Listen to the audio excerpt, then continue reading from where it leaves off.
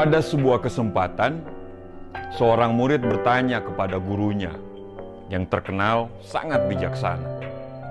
Bagaimana caranya agar kita bisa mendapatkan hal yang sempurna dalam hidup ini, guru? Sang guru menjawab, berjalanlah lurus di sebuah taman bunga, petiklah satu yang menurutmu paling indah, dan jangan pernah kembali ke belakang. Si murid pun menuruti apa kata gurunya. Dia pergi ke sebuah taman bunga sambil terus melihat bunga mana yang akan dia petik.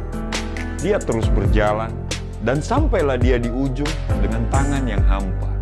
Dia tidak memetik satupun dari bunga yang ada.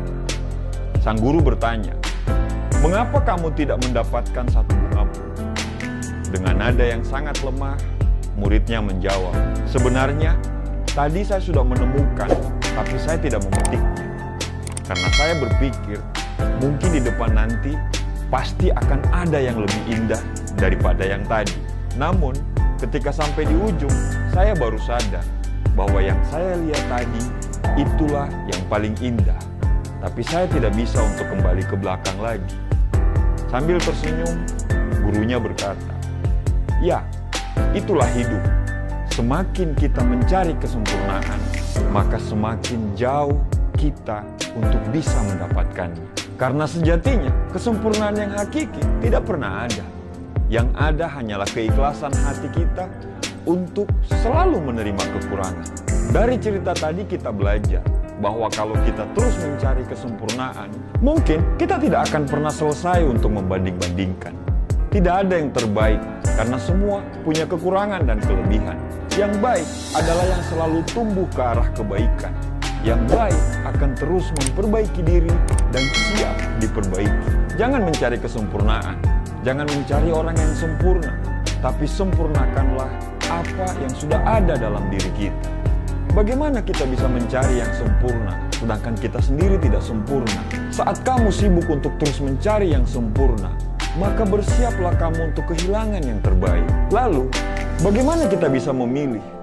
Apa yang menjadi dasar kita untuk bisa memilih? Dasarnya adalah kecukupan. Manusia bisa memiliki ribuan pakaian yang ada di lemarinya, tapi dia hanya bisa memilih satu untuk bisa dipakai.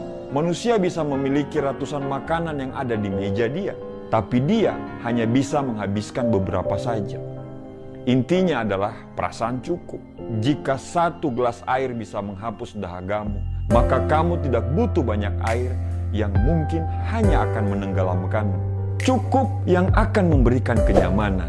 Berhentilah untuk mencari kesempurnaan, karena yang kita butuh adalah orang yang tahu ketidaksempurnaan kita, tapi tetap memilih untuk terus bersama kita.